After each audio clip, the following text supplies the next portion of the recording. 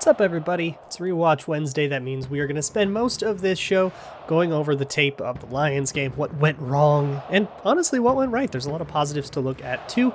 We also have to talk a little bit about what's in the news cycle with Dalvin Cook and his allegations, litigation, all that. There's some new developments there we'll go over as well here on the Locked On Vikings podcast.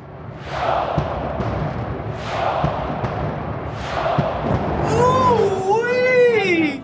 You are Locked On Vikings, your daily Minnesota Vikings podcast, part of the Locked On Podcast Network, your team every day. What's going on, everybody? Welcome to the Locked On Vikings podcast, part of the Locked On Podcast Network, your team every day. As always, I'm your host, your pal, and the kid you copied off in math class. My name is Luke Braun. You can find me on Twitter at Luke Braun NFL. Show is on Twitter at Locked On Vikings. And today on the show, first off, thank you so much for making Locked On Vikings your first listen of the day. And also, On Location is the official hospitality partner of the NFL. It's the only place to score a once-in-a-lifetime Super Bowl ticket and experience package. Visit onlocationexp.com/SB56 for more information or search Super Bowl On Location. Today on the show, we're going to spend a lot of the show talking about film and like what I saw on the tape and some interesting things that I guess were thematic of the Lions' loss. And I guess maybe how they can fix some of that stuff. We'll talk a little about Kene Nwangwu as well. But first, I got to talk about the other running back, Dalvin Cook. So sometime on Wednesday, the court filings were made available to the public on Dalvin Cook's countersuit, basically, to the one that was filed against him in November. There's some additional information in that I guess is worth going over. But first, a quick word that everything we know basically about this has been some sourced reporting from people close to the situation, but most of it has come in court filings from either one side of the story or the other. And it's pretty important, I think, to listen to both sides, especially in a he said, she said situation, not where it's, I accused him of abusing me and he said he didn't do it, but both parties are accusing each other of being an abuser. And men can be victims too here, and we have to respect that. But that doesn't mean to just throw out the entire other side of the case, right? I don't think anybody's doing that. I think if you read Sergeant Trimble's allegations and her court filings and all the evidence she puts forth, and you read Dalvin Cook's equivalent side and everything he puts forth and all of the information in that, I think you get a pretty solid picture from doing that. And I think if you only wanted to read one side or the other, you'd probably be doing yourself a disservice. So that's all I ask. This is information coming from biased sources. And if you have information biased one way and information biased another way, you can compare them and come up with something. I won't bog you down too much in the details, but the information that comes out on this side, from Dalvin Cook's side, I think what's important is there is an affidavit from Dalvin Cook's grandma, Betty, and his grandmother says that she had a really close relationship with Sergeant Trimble, and some information that came out there that contextualizes the whole thing, as well as some texts and social media and stuff that you can kind of tell the type of case that Dalvin Cook's camp is building about her being dangerous and an abuser and also exploitative and after Dalvin Cook's money and all of that stuff. That compared to Sergeant Trimble's allegations from November that Dalvin Cook was violent and hurt her, and there was they both accuse each other of there being a history of abuse. It's a very messy thing. And as Vikings fans, we don't need to get to the bottom of it ourselves. We don't need to play Nancy Drew and be sleuths here. I think what we want to know, what we all want to know here is, will Dalvin Cook play? We're Vikings fans. We want to know if our favorite team's player is going to be there, right? And basically, the way I understand it with the NFL, and this has always been the case, nothing changes. If there is a criminal proceeding, a criminal indictment, that allows the NFL to put somebody on the commissioner's exempt list. Actually just came out, for example, that Deshaun Watson is probably going to be put in front of, Deshaun Watson's case will be put in front of a grand jury around January. And if there's an indictment there, Deshaun Watson goes on the exempt list. Then if there isn't one, then he probably doesn't, right? If the jury throws the case out or whatever. Same thing with Jeff Gladney. He went on the commissioner's exempt list the second there was an indictment, and that's what spurred the Vikings to cut him when they did. That's why the timing was the way it was. So there's not going to be an indictment or any criminal proceeding here because both parties have elected to go the civil route. And because there's so much he said, she said to it, and it's a very messy situation, it's a very difficult situation to kind of toe the line and navigate PR-wise, the NFL's not going to get involved. That's the dark truth of the NFL. They don't care about actually doling out justice or whatever, and maybe that shouldn't be their job, right? They're just somebody's employer. They're not like an authority of an arbiter of moral justice. They're not a government body. So maybe that's appropriate, but either way, they're going to do what the PR is. And in a messy situation like this, the PR move, I think, is to just kind of stay out of it. So I think they're going to stay out of it. And then someday all of this will get quietly settled, and that'll be that. So if you want to look at all of the details and go into the evidence and all that stuff, it's all public record. I'll give you a link. You just go to the Dakota County record lookup website. There's a case number. I'll give you all that in the show notes if you want. But for now, let's move on to some of the tape, because obviously there is a, oh my God, what happened thing. This team insisted it was a playoff, a Super Bowl contender, said, don't count us out, and then they lost to the Lions. And I think the first thing I want to talk about is just how Jared Goff produced so much in that first half. Those passes to the tight end over the middle over and over and over and over again. What happened there? And basically what happened there, if you want to just blame somebody, it's Troy Dye and Nick Vigil. Just played things a little too deep. But to go a little bit deeper into the weeds, the Vikings and a lot of defenses now use something called robot technique. It means roll over and back. I don't know what the OT is, but I guess if you call it rob technique, it could get mixed up with robber. So I guess they had to come up with a different word. It's called robot technique. Robot means you roll over and then you go back. So you come up, play the run, flow with the run, do your run responsibility first until it's a response to play action. So when there's a play action fake, you play the run first, just bite on it. It's okay. And it's actually a technique you drill and rehearse to be able to turn around, use that momentum and get back very quickly. So you roll over and back, and then you can back off into an underneath zone and robbing crossers and stuff like that. And the way you do it is you take your steps toward the run, but when you're roboting, you can't get too deep. You can't crash all the way up into the A gap because then you have too much space to cover. So the key to roboting is spacing. You don't want to go too deep into the line of scrimmage. You don't want to run all the way up to the line of scrimmage because then when you have to go back, you have that much further to go. And that was the mistake that chiefly Troy Dye made. I thought Nick Vigil didn't do a great job of it, but Troy Dye was worse. Basically, he would take too many steps deep, and he is pretty athletic. He has some pretty good speed, but he doesn't have superhuman athleticism, so he couldn't get back, and that opened a big space over the middle, and then the Lions would be running like a post or something, and Jared Goff could hit it with a shot over the middle. And they did that over and over and over. They just kept on punishing that, and it's just a technique thing that Troy Dye does not have down yet. And Troy Dye is playing a lot faster than he did last year, but he's not instinctually correct, and that's a part of the developmental process. You go from thinking to playing on instinct, but a lot of times you play on instinct before those instincts are ready to be trusted. So you end up going very, very quickly to the wrong place. And Troy Dye did that a lot. Barr and Kendricks both practicing now in preparation for this short week. So it looks like we're going to get those guys back. So hopefully this won't continue to be a problem. But that was the first thing. I also want to talk about Kene Nwangwu and also just sort of some general problems with coverage and stuff like that. But first, Super Bowl 56 at SoFi is less than 100 days away, and On Location, the official hospitality partner of the NFL, is the only place to score a once-in-a-lifetime Super Bowl ticket and experience package. Select your exact seats and choose from elite experiences featuring an exclusive pregame celebration with NFL legends, 5-star LA hotels, and food by the great Wolfgang Puck. Visit onlocationexp.com/SB56 for more information or search Super Bowl On Location. That's onlocationexp.com/SB56, or you can just search Super Bowl On Location. I also want to talk to you about Grambling. BetOnline.ag, your number one spot for all sports action this season, has a new and updated website, new player prop stuff, new live betting. Just head on over to betonline.ag, sign up, and you can receive your 50% welcome bonus on your first deposit by using promo code LOCKEDON, LOCKEDON.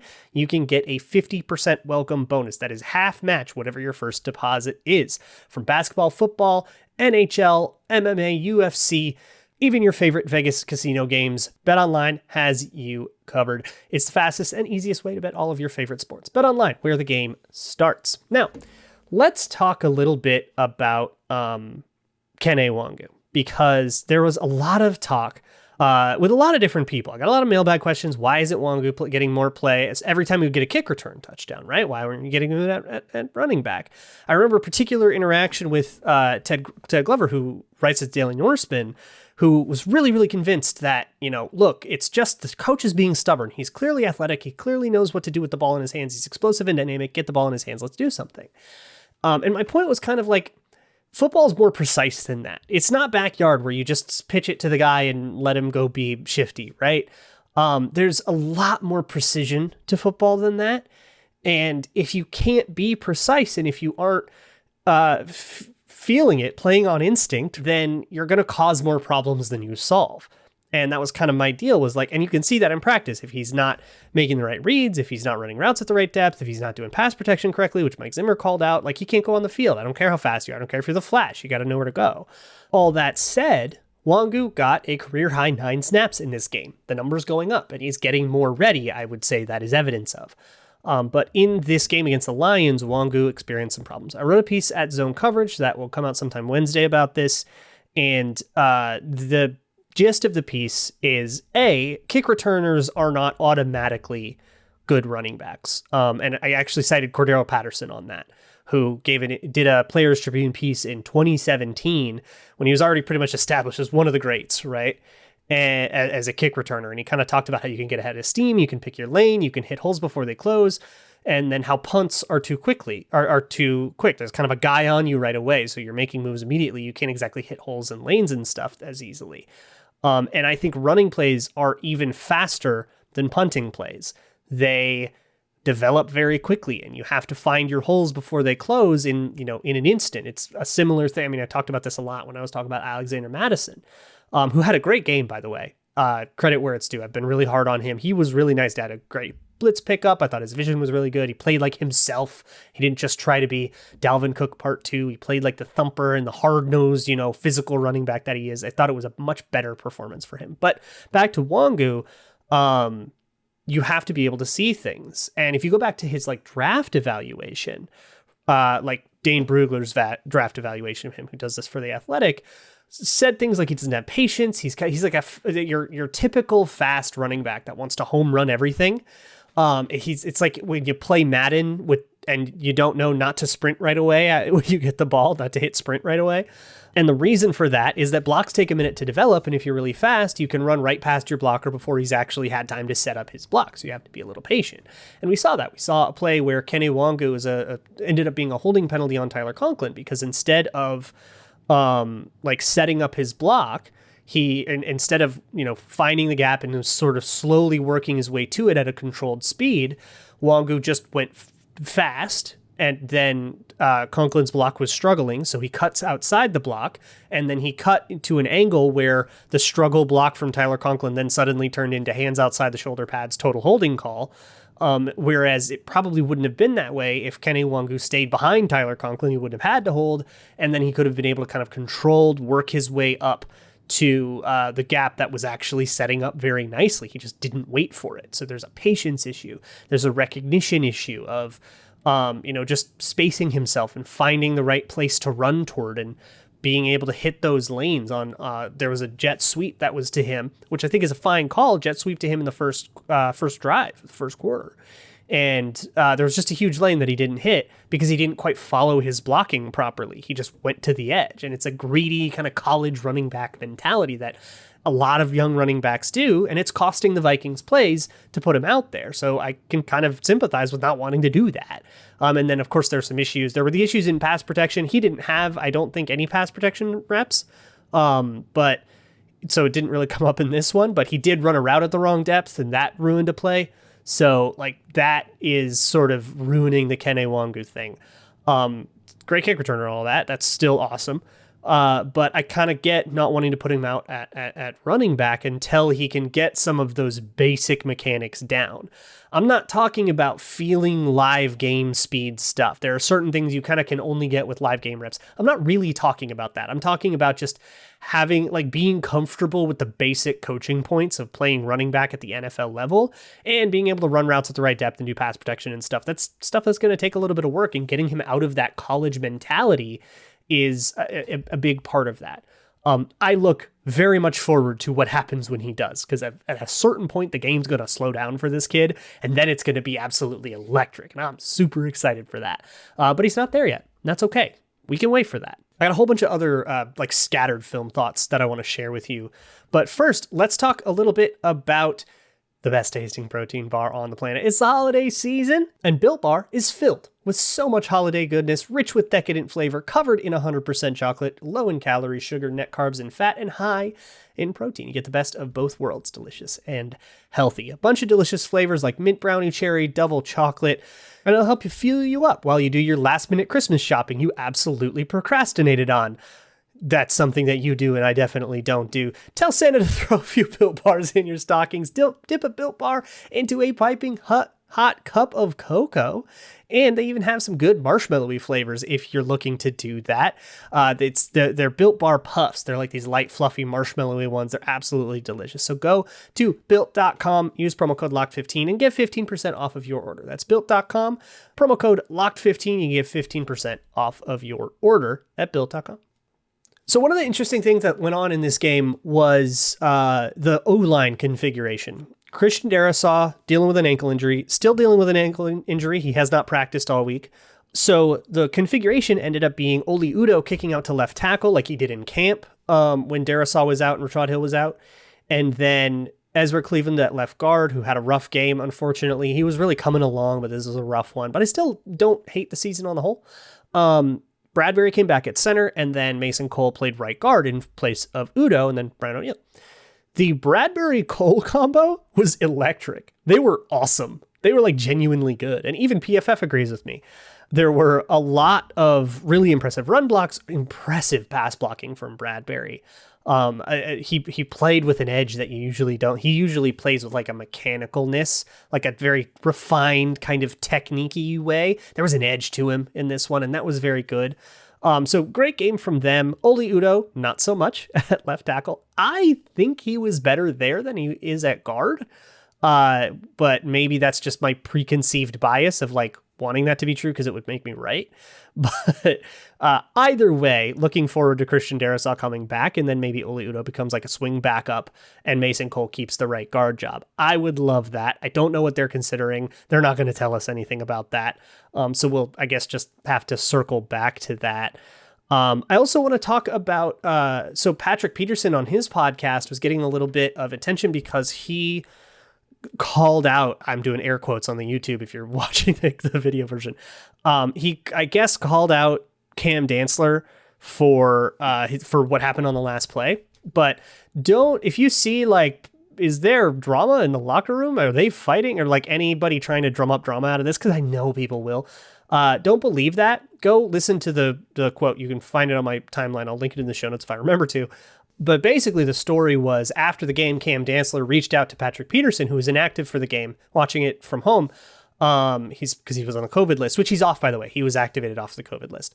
But Cam Dantzler then texted Patrick Peterson to say, hey, like, what did I do wrong? And Patrick Peterson said, you played too far in the end zone, and then kind of explained what he meant by that basically, look, they can't go deep on you, so you don't have to give any cushion. Plant your heels on the goal line, defend the goal line, and if they go deep on you, they can only go 10 yards deep on you. They can't punish you for that, so play on the goal line, and Cameron Dantzler didn't do that, and it's just one of those coaching point things that he has to work on. I think it's a completely legitimate thing. And honestly, I like that Patrick Peterson will say that in the public. I know it sounds like, oh, are you airing your dirty laundry in public? It seems kind of unprofessional, blah, blah, blah. I love that. Please tell me more about like technique things that people did wrong. And maybe we can try to be chill about it one time in our entire lives by saying it. I mean, look, how cool would it be if a coach could come to the podium and be like, oh yeah, the technique problem was that like this, and now we're going to work on that with him. And then people wouldn't view that as one player or coach throwing another person under the bus or whatever other cliche you want to use for it. I think that's really cool. But basically, in the immediate recap to the game, my assessment of that play was that Cameron Dantzler, the final play of the game where the Lions scored the final touchdown, was that Cameron Dantzler played too far off too deep in the end zone. I think that was pretty obvious to see, but also that Xavier Woods was late to react. Patrick Peterson didn't talk about Xavier Woods at all in his assessment of it, and he knows the calls and stuff. So that makes me kind of think it was like solely Dantzler's fault, although he didn't like say Woods was exonerated. He just didn't bring it up. So maybe he just wasn't thinking about it because he wasn't asked about Xavier Woods. I still think Xavier Woods could have reacted a little quicker, broken on that ball quicker, but mostly it was Cam Dantzler giving up too much space. That's what happened. But on that drive, I might just need to rant about the same thing that I ranted about before, where like Dantzler and all of the defenders were playing way too far off. And that's a coaching point. Basically, they spent that entire drive outside of a handful of plays and the one blitz that almost led to an interception that they never blitzed again on the whole game after that, which is baffling. But otherwise, they basically stayed in Tampa 2, which is cover 2, 2 deep safeties, a linebacker playing like a deep middle to cover the seam and the deep post and stuff like that, and everybody else playing underneath quote-unquote zones. But those underneath zones were 9-10 yards off, which is the spots they were coached to drop to in 2-minute situations and stuff. And that was a disaster because basically on all of it was like 5 to 7 to 9 or 9 yards, like something in there, free yards every single time. And the Lions could either run up and spike it or run up and run a play, or sometimes they would even be able to run like an outbreaking route and everything was so far off that players could just sort of fall out of bounds. And that was it. The Vikings did not contest anything. It wasn't guys getting open because they beat a defender on a route. It was guys getting open because the defender was coached to let that happen. And the Vikings might as well have forfeited it. Like, that's the way that I put it on Twitter, and I stand by that. If you're going to play that passively and allow that much production in front of you, you might as well forfeit the game. It was really, really poorly called. And I think not the first fireable offense on the year for Mike Zimmer. But I don't want to harp on it too much because I went on a whole damn thing on it on Monday. So instead, I guess I'll mention Sheldon Richardson, who has been really killing it from the edge rusher positions. He's been awesome. That's really cool. He kind of only has one move, and it's a bull rush or like a speed to power, which turns into a bull rush. But he's really good at it. And he's also been really good in the run at like holding the edge and setting the edge, or even like getting upfield on contain and stuff like that, which I think, I don't know, it must just be a more comfortable thing for him than, or maybe just a less comfortable thing for him, and it's helping, than playing on the inside, because he can get trapped a lot. He can get, when he's on the inside, he wants to rush upfield and penetrate and go like be a crazy disruptor. And teams will take advantage of that by luring him upfield and then like trapping him. But at edge rusher, it's like almost because he's a little less comfortable, he's a little less aggressive, and it like curbs his aggressiveness for him. I don't know, whatever it is, it's working. I like him at edge rusher, and that's really great because the Vikings need edge rushing help bad. Dalvin Tomlinson, Michael Pierce were absolutely the sight for sore eyes that you expected them to be. That really helped. On offense, I went pretty hard at Kirk on Monday. I think I take a decent amount of that back and pin it on Clint Kubiak instead. I don't like the way that Clint Kubiak's offense is constructed right now. I don't like the reliance on the naked bootlegs that are all figured out and stuff. They're not the easy quick hitter that they used to be. I don't like that on 3rd and long, he'll do isolated curl routes. He did that a number of times and it always didn't work. I don't like the way that his routes interact with the other elements of the play, the protection, the drop back, all that stuff. Right now, I don't think Clint Kubiak is calling plays that work in tandem with each other. He is calling a combination of stuff. It's a pile of things. It's not an offense. And that really bothers me. It's something I guess I should go in more depth on a show when I can really spend my time with it. But, you know, I mean, we just spent yesterday talking about new coaching staff and stuff. I have a hard time with the idea of Clint Kubiak being the offensive coordinator again. I don't want to like fire him mid-season. I don't think that would really do anything or help or fix anything. But I want a new offense to be installed next year. I think it's time to really go try to build an offense with a purpose. You have personnel. You've got some pieces of an O-line. You've got a good skill core that's pretty versatile. Run an offense with somebody that knows what they're doing next time. And I think, honestly, coaching just had so much more to do with this loss than players did. And that's really unfortunate because the Vikings have some pretty good players and we're wasting them. So on that upper of a note, We'll talk tomorrow. It'll be crossover Thursday. We'll get Christopher Carter on here. He does Locked On Steelers, so we'll chat with him a little bit, and then we'll preview the Steelers. We'll do your bold predictions and all that, and then we'll enjoy the Steelers game. So we'll see you. Tomorrow is game day, baby. I will see you then. In the meantime, check out the Locked On Bets podcast. Your boy Q, handicapping expert Lee Sterling. They'll help you get your grambles straight. Till then, I will see you tomorrow. And as always, Skol.